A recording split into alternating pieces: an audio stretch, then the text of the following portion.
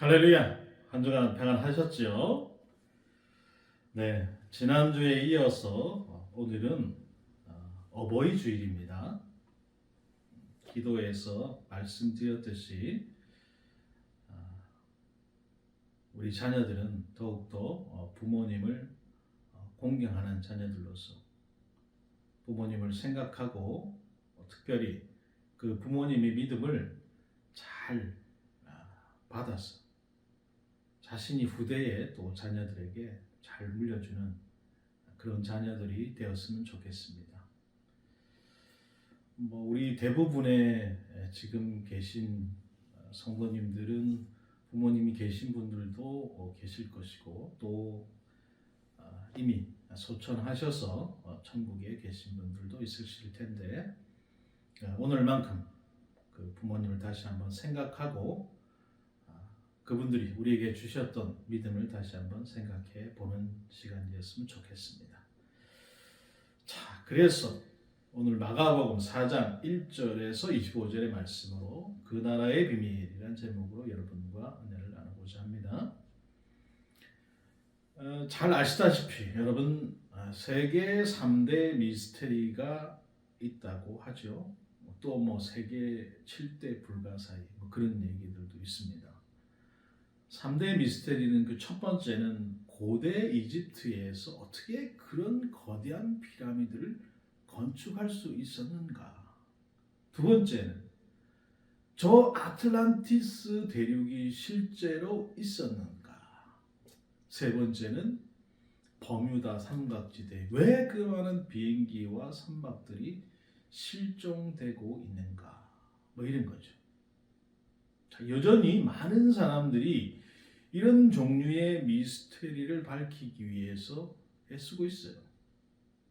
그러나 오늘 우리는 이게 호기심이 가기는 하지만 몰라도 그만인 이런 것들이 아니고 우리의 구원과 영생이 달려있는 하나님 나라, 바로 그 나라의 비밀을 탐구해 보고자 하는 것입니다. 하나님 나라는 무엇으로 시작해서 어떻게 이루어지는 나라일까요? 이 비밀은 세상의 지혜로는 이해할 수 없는 것입니다. 오직 예수님의 말씀만이 우리에게 이 비밀을 이해하고 경험할 수 있는 길을 제시해 줄 수 있는 것입니다. 오늘 1절에 보니까 예수께서 이제 가르치시는데 또 큰 무리들이 모여들었다고 그랬어요. 많은 사람들이 예수님께 왔으니 얼마나 반가운 일입니까? 그러나 무조건 좋아할 만한 그런 일은 아니죠. 이 무리 중에는 바리새인과 서기관들처럼 감시하려고 온 사람들도 있었습니다. 말씀에는 아무 관심이 없고 기적만 바라고 나온 사람도 있었어요. 또 엄마가 가보라고 하니까 온 사람도 있었습니다. 과연 이 중에 얼마나 하나님 나라에 들어갈 수 있을까요? 어떤 사람은 하나님 나라에 들어가고 어떤 사람은 그렇지 못한 이유는 과연 무엇일까요? 예수님이 이 질문에 대한 해답을 한 비유를 통해서 가르쳐 주시는데 여러분들이 너무 많이 듣고 너무 잘 아는 그 말씀이죠. 자, 한 농부가 어깨에 씨앗을 담은 가방을 메고 밭으로 갑니다. 여기저기 씨를 뿌리기 시작하지요. 그러자 씨는 4종류의 땅에 떨어지는데요. 더러운 길가에 떨어집니다. 한 사람이 지나가면 흔적이 남고 100명이 지나가면 오솔길이 되고 1000명이 지나가면 길이 된다. 그런 말이 있지 않습니까? 많은 사람들이 밟고 다녔기 때문에 단단하게 된 길가에 떨어진 씨는 이 흙 속으로 들어가지 못하고 대굴대굴 굴러다니다가 결국 새에게 먹혀버려요.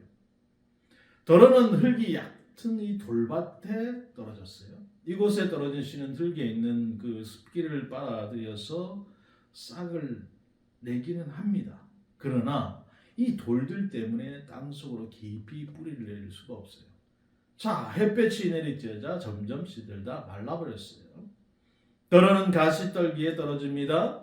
가시떨기 속으로 떨어진 씨는 싹도 나고 부드러운 흙 속으로 뿌리도 내려요. 그런데 가시가 함께 자라면서 물과 양분을 빼앗아가기 때문에 겨우 명맥만 유지할 뿐 제대로 결실을 맺지 못했어요. 자, 마지막으로 들어는 좋은 땅에 떨어집니다. 좋은 땅에 떨어진 씨는 싹이 나고 뿌리를 깊이 내리고 물과 양분을 충분히 공급받아요. 무럭무럭 자라서 추수 때가 되자 30배, 60배, 100배의 결실을 맺었다. 여러분들이 씨 뿌리는 자의 비유 이렇게 잘 알고 있죠. 예수님이 이 비유를 말씀하신 후에 마지막으로 다음과 같은 말씀을 덧붙이시는데 9절에 또 이르시되 들을 게 있는 자는 들으라 하시니라 그랬어요. 예수님 말씀이 다 같이 들었어요.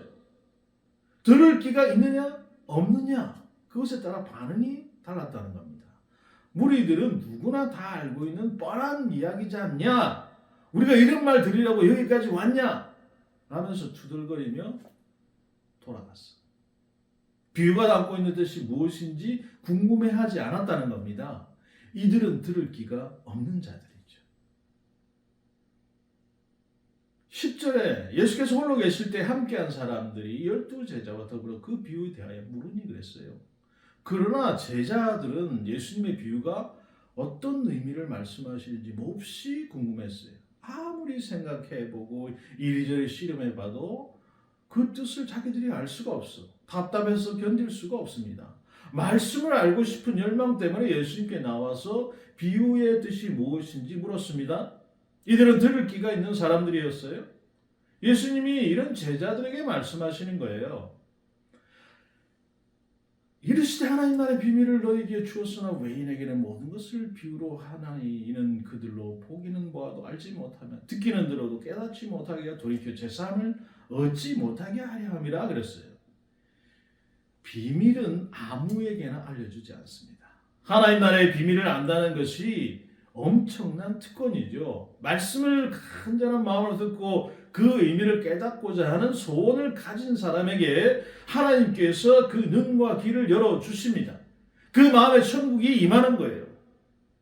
여러분 이보다 더 큰 축복이 어디 있겠습니까? 하지만 이런 간절함이 없이 아무런 소원도 없이 그저 흘려 듣기만 하는 사람은 영적인 세계가 보이지도 들리지도 않는 겁니다. 시간이 갈수록 점점 더 영적으로 무뎌지고 마음이 굳어질 거예요. 이런 사람은 하나님 나라에 들어가지 못하고 결국 제사함도 얻지 못하게 되는 것입니다. 우리에게는 말씀을 어떻게 가르칠 것인가 보다 성경을 어떻게 들을 것인가 이게 더 중요합니다. 들을 귀가 없으면 하나님 나라의 비밀을 깨달을 수 없고 누릴 수 없기 때문에 그렇지요. 듣는 것에 우리의 영적 생명이 달려있어요. 말씀을 붙들고 얼마나 씨름했는가에 따라서 우리의 영혼이 얼마나 풍성해질 수 있는가가 결정이 되는 것입니다. 사랑하는 여러분, 우리가 잘 듣는 사람들이 될 수 있기를 주님의 이름으로 축복합니다. 자, 그래서 하나님 나라를 누리는 풍성한 삶을 살 수 있기를 기도합니다.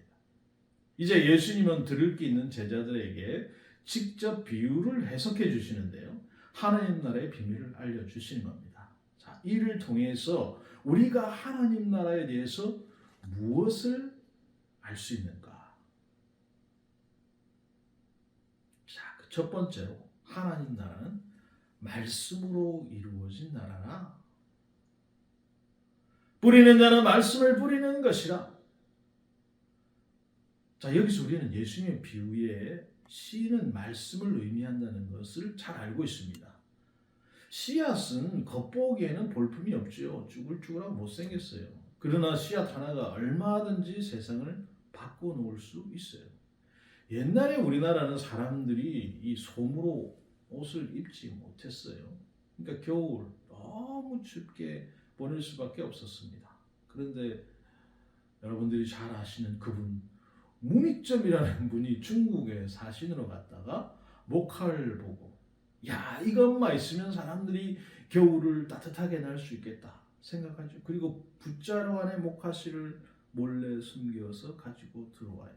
그 후에 경작에 성공해서 우리나라 사람들이 소모된 이불이나 옷을 입고 겨울을 따뜻하게 지낼 수 있게 되었다는 거죠. 자, 이처럼 여러분 겉으로 보기에 성경은 고리타분하고 딱딱하고 재미없어 보일 수 있어요. 이 말씀은 우리를 똑똑하게 만드는 것 같지도 않고요. 세상에 성공하는데 크게 도움이 될 것 같지도 않아 보입니다. 그래서 많은 사람들이 하나님 말씀에 관심조차 두지 않고 살아가고 있어요. 그 대신에 저 유튜브 바다에서 삶에 직접적인 도움이 될 것 같은 실용적인 지식이나 인생의 스트레스를 잠시 잊게 해줄 것 같은 쇼츠 같은 재미있는 내용을 찾아서 여기저기 서핑을 합니다. 그러나 작은 씨앗 안에 정교하고 방대한 유전자 정보가 담겨 있듯이 이 말씀 안에는 놀라운 하나님 나라의 설계도가 숨겨져 있어요. 말씀 안에는 사람들을 변화시켜서 구원과 영생에 이르게 하는 생명력이 잠재되어 있는 것입니다. 문익점이 목숨을 걸고 우리나라의 목화씨를 가져왔듯이 예수님은 하나님 나라의 모든 축복과 능력을 말씀 안에 넣어가지고 이 땅에 오신 것입니다. 이곳에 말씀이 자라서 꽃이 피고 하나님 나라 열매 맺을 그날을 우리가 기대하면서 온 힘을 다해서 말씀을 전하고 가르치셨어요. 그렇기 때문에 우리에게 매주 한 번의 이 말씀, 한 번의 메시지, 이 듣는 시간이 너무 소중한 시간인 거죠. 이 시간이 나를 바꿀 수 있을지 아니면 나를 통해서 세상을 바꿀 수 있을지 여부가 결정되는 시간이기 때문에 그렇습니다. 그래서 너무 쉽게 바쁘다고 건너뛰고 피곤하다고 건너뛰고 이래서 건너뛰고 저래서 건너뛰고 할 수가 없는 거죠. 하나님 나라의 비밀과 생명이 담긴 이 말씀이 우리에게 얼마나 소중한 것입니까? 우리가 다른 어떤 지식보다 말씀을 더 귀하게 여기고 잘 간직할 수 있기를 기도합니다. 자, 두 번째로 하나님 나라는 말씀을 심는 것이 아니고 뿌리는 것이라. 요즘 같으면 농부는 밭을 갈고 이랑을 내고 구멍을 판 후에 조심스럽게 씨를 심지 않습니까? 이렇게 심겨진 씨앗은 발아하고 성장할 확률이 높지요. 하지만 예수님 시대 팔레스타인에는 밭을 갈지 않고 씨를 그냥 흩뿌렸습니다. 흩뿌리다 보니까 씨앗이 다양한 곳에 떨어질 수밖에 없죠. 그렇기 때문에 뿌리는 사람은 결과를 예측할 수도 또 통제할 수도 없는 겁니다. 예수님 역시 말씀을 심지 않고 뿌리셨어요. 바리새인, 병든 사람, 귀신 들린 사람, 말씀에 관심 있는 사람, 없는 사람 가리지 않으시고 모든 사람에게 말씀의 씨를 그냥 뿌려버리는 거예요. 뿌려진 말씀에 사람들이 어떻게 반응할지 여부에 연연하지 않으시는 겁니다. 이처럼 말씀의 정은 말씀 역사를 자신이 통제할 수 없다는 것을 잘 압니다. 제가 여러분들에게 말씀을 전하고 있는데 이 말씀이 여러분들 가슴이 어떻게 바뀔지 저는 몰라요. 그냥 뿌리는 거예요. 말씀의 종의 역할은 좌절과 실패의 그 가능성, 성취와 성공의 가능성을 모두 염두에 두고 매번 자신을 거는 겁니다. 좀 거칠게 말해서 예수님의 비유 가운데 열매 맺지 못하는 땅이 4분의 3이고요. 열매 맺은 땅이 4분의 1입니다. 그렇지 않습니까? 이것을 보면 씨 뿌리는 자에게 있어서 씨앗의 낭비는 뭐예요? 숙명적인 것처럼 보이는 겁니다. 너무 씨앗을 낭비하는 거 아닌가? 그러나 이것은 무의미한 낭비가 아니죠. 하나님의 자비와 사랑이 흘러넘쳐서 낭비되는 것처럼 보일 뿐입니다. 하나님께서는 좋은 땅, 나쁜 땅을 가리지 않으시고 모든 사람에게 일단 복음의 씨를 뿌려서 기회를 주시고자 하는 거예요. 더 나아가서 씨를 뿌려야 나중에 땅이 다른 핑계를 댈 수 없는 거죠. 내게 열매가 맺히지 않은 것은 씨가 떨어지지 않았기 때문입니다. 이런 말을 할 수 없게 되는 겁니다. 만약 나쁜 땅에 떨어진 것에 낙심해서 씨 뿌리는 일 자체를 중단하게 되면 어떻게 되겠습니까? 결국에는 좋은 땅에도 씨가 뿌려지지 않게 되는 거예요. 그러면 아무런 열매를 맺을 수 없는 겁니다. 씨 뿌리는 일은 사람이 하지만 열매 맺는 일은 바로 저 위에 계신 하나님의 주권에 속한 일이기 때문에 그렇습니다. 그래서 우리는 되든 안 되든 시간이 있든 없든 시간을 내서 사람 가리지 말고 때 가리지 말고 어떤지 못 어떤지 천국 복음의 씨앗을 넓게 넓게 뿌릴 수 있기를 주님의 이름으로 축복합니다. 자, 마지막으로 하나님 나라는 듣는 사람의 마음 상태에 따라서 열매가 결정된다는 겁니다. 예수님의 비유에 따르면 네 종류에 따른 말씀을 듣는 사람의 마음을 가리키죠. 그 첫 번째가 길가와 같은 마음이죠. 말씀이 길가에 뿌려졌다는 것은 이들을 가리킴이니 곧 말씀을 들을 때 사탄이 즉시 와서 그들에게 뿌려진 말씀을 빼앗는 것이요 그랬어요. 길가와 같은 마음을 가진 사람은 처음에 말씀을 듣기는 듣죠. 그러나 이런 사람은 대개 자기 생각이 강합니다. 마음이 딱딱하고 비판적이죠. 그래서 말씀이 그 사람 안에 들어가지 못하는 겁니다. 그래, 네가 오늘 말씀 얼마나 잘 전하는지 내가 한번 보겠다. 팔짱 끼고 저 뒤에 앉아서 기둥 뒤에 앉아서 이렇게 그 쳐다보는 사람들. 자, 이럴 때 사탄이 그 말씀을 그 사람 마음에서 쏙 빼앗가는 겁니다. 그는 결국 구원을 얻지 못하게 되는 거예요. 바리새인과 서기관들이 그런 부류지요. 둘째는 돌밭과 같은 마음입니다. 또 이와 같이 돌밭에 뿌려졌다는 것은 너도 말씀을 시작하는데 돌밭과 같은 마음을 가진 사람은 말씀을 들을 때 기쁨으로 받아요. 할렐루야, 아멘. 연발하면서 말씀을 영접하죠. 참, 이렇게 할렐루야 외치고 아멘 외치는 이런 양을 만난 목사는 오랜만에 좋은 양 만났다. 기쁘지요. 그런데 이 사람이 시련이 닥쳐올 때 바닥을 드러내고 마는 겁니다. 이걸 견디지 못하고 결국 넘어지고 마는 거예요. 그 이유는 말씀의 뿌리를 내리지 않았기 때문에 그런 겁니다. 말씀이 좋기는 하지만 그렇다고 해서 말씀 때문에 내가 손해보고 싶지는 않다. 그거예요. 밀물처럼 몰려왔다가 썰물처럼 빠져나갔던 무리들이 바로 여기에 해당되는 사람인 것입니다. 세 번째는 가시떨기와 같은 마음이에요. 또 어떤 이들은 가시떨기에 뿌려진 자니 이들은 말씀을 듣기는 하되 가시떨기 같은 마음을 가진 사람은 말씀을 기쁨으로 받고 말씀의 뿌리를 내려서 한동안은 잘 성장을 하지요. 그런데 곧 그 한계가 드러나게 되는 것입니다. 숨겨져 있던 가시도 함께 자라서 말씀을 막는 거예요. 가시의 정체는 세상의 염려, 재물의 유혹, 기타 욕심이죠. 표현은 다양하지만 여러분 이게 다 뭐와 관련되어 있습니까? 전부 돈하고 관련된 거예요. 돈 많이 벌고 여유 있는 삶 살고 싶은 마음이 말씀으로 향해야 할 그 삶의 에너지를 다 그쪽으로 빨아들이는 겁니다. 결국 더 이상 영적으로 성장하지 못하고 열매를 맺지 못하는 거예요.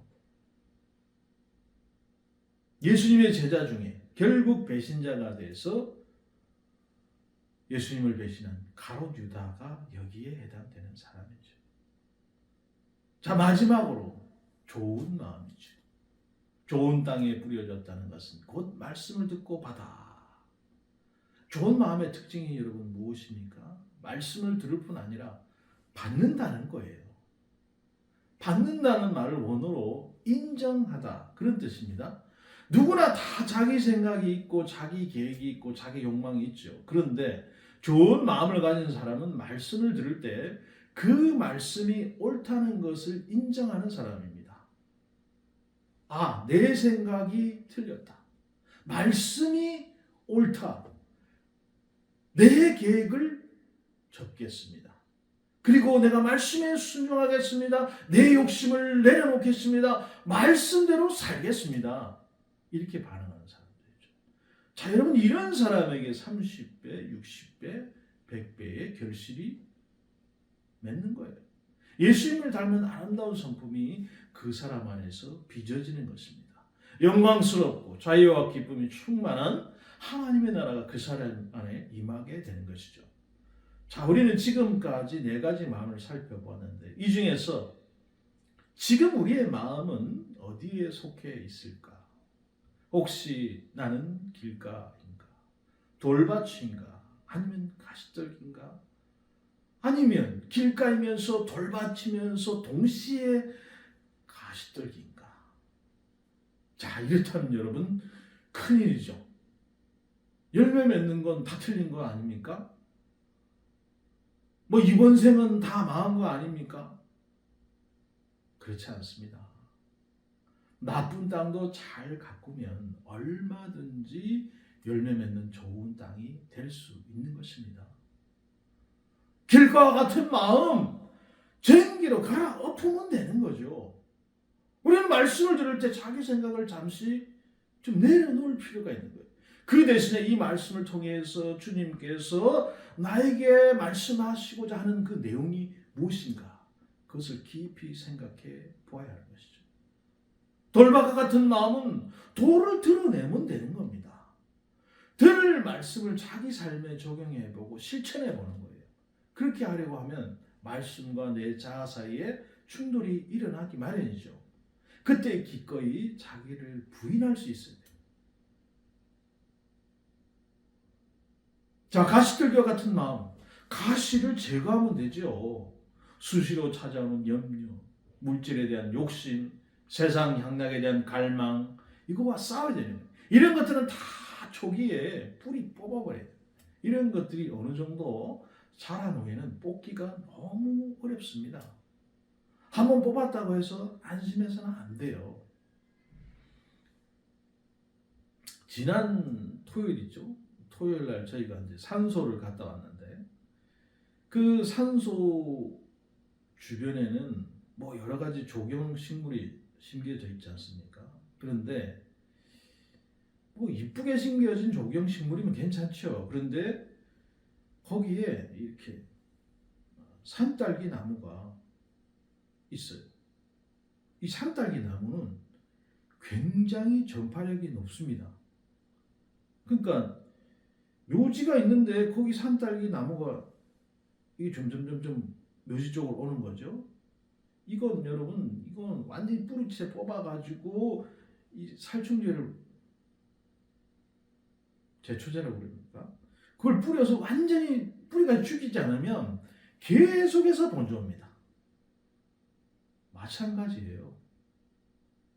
여러분, 우리가 한번 그 마음속에, 내 마음속에 뽑기 어려운 그 문제들이 있어요. 그걸 한번 뽑았어. 그러니까 안심해서는 안 되는 거예요. 뒤돌아보면 어느새 마음 한구석에 또 자라고 있어요. 보이는 족족 그냥 지체하지 말고 뽑고 또 뽑아야 되는 거예요. 그래야만 예수님의 제자가 될 수 있고 하나님 나라를 볼 수 있는 겁니다. 좋은 땅이란 각 단계마다 그 시기에 이루어야 할 일을 이루어가는 밭이라고 우리가 정의할 수 있죠. 결국 씨가 자라서 열매를 맺기 위해서는 일시적으로 반짝 자라는 것만으로는 안 된다는 것을 보여주고 있는 것입니다. 한 송이 국과 꽃을 피우기 위해서 봄부터 서쪽 새는 그렇게 울었나 보다. 그런 시가 있잖아요. 끈기 있게 기다렸을 때 마침내 말씀이 내 안에서 열매를 맺는 순간이 찾아옵니다. 하나님 나라가 내 마음속으로 들어온 놀라운 역사가 그때 일어나요. 내 마음속으로 들어온 그 놀라운 역사, 그 결실은 뭐라고요? 최소 30배, 최대 100배가 될 것이기 때문에 그동안에 내가 모든 싸움과 그 수고를 단숨에 있게 만들어줄 거예요. 어떤 연구소 소장님이 저 해남이라고 불리는 땅끝 마을, 우리 저기 가족분도 저기 해남에 계시지 않습니까? 거기에 땅을 사줬다는 거예요. 왜 샀냐? 언젠가는 땅값이 크게 올라서 큰 부자가 될 것이다. 그 큰 꿈에 부풀어 있었어요. 그 해마다 여름 휴가를 온 가족과 함께 해남으로 가는 겁니다. 아들이 둘이 있는데 이것 때문에 불만이 너무 많아요. 하나들이 너 멀어도 너무 먼데 아버지 거길 왜 매년 거기를 가야 되느냐. 다른 아들은 왜 맨날 이렇게만 오냐. 자, 그래도 이 소장님 요지부동이에요. 자기는 땅이 잘 있는지 자기 눈으로 직접 확인하고 싶었던 거죠. 자, 그런데 여러분, 이 세상의 최고의 땅은 여러분 멀리 있지 않습니다. 너무너무 가까이 있어요. 어디요? 바로 우리 마음에 있어요. 우리 마음에 하나님의 말씀이 떨어지는 것은 하나님의 축복이 임하기 시작하는 것입니다. 이 말씀이 우리 마음 안에서 성장하고 결실하면 30배, 60배, 100배 수익을 낼 수 있게 되는 것입니다. 여러분, 세상에 이보다 더 큰 수익률 높은 투자가 어디 있겠습니까? 게다가 주님께서 우리로 하여금 모든 세상에 빛을 비추는 등불로 사용하고자 하시잖아요. 나도 복되게 하고 내 이웃도 복되게 한다. 그런 뜻이죠. 더 이상 우리가 사촌의 땅을 샀다고 배아파할 일이 없게 되는 거예요. 반면 말씀을 거부하면 하나님께서는 그거 가지고 있는 것까지 내가 다 빼앗아서 그 땅이 황무지가 되게 만들 거다. 주님께서 하나님 나라의 비밀과 생명이 담긴 이 말씀의 씨앗을 우리에게 주신 것에 감사드려야 하는 것입니다. 우리 마음에 그 열매를 맺을 수 있는 좋은 땅으로 만들어 가시는 그 주님의 자비한 손길에 우리가 감사를 드려야 하는 것입니다. 사랑하는 예수의 교회 성도 여러분, 우리 성도뿐만 아니라 우리 교회 안에 이 말씀의 씨앗이 자라고 꽃이 피고 열매를 맺어서 그 큰 결실을 이루는 그날까지 하나님의 주신 그 말씀에 온전히 빠지시고 그 말씀을 통해서 여러분의 삶이 풍성해지시기를 주님의 이름으로 축복합니다. 예수 그리스도 날 위해 고귀한 생명 주셨으니 그 생명 받은 나 하늘의 소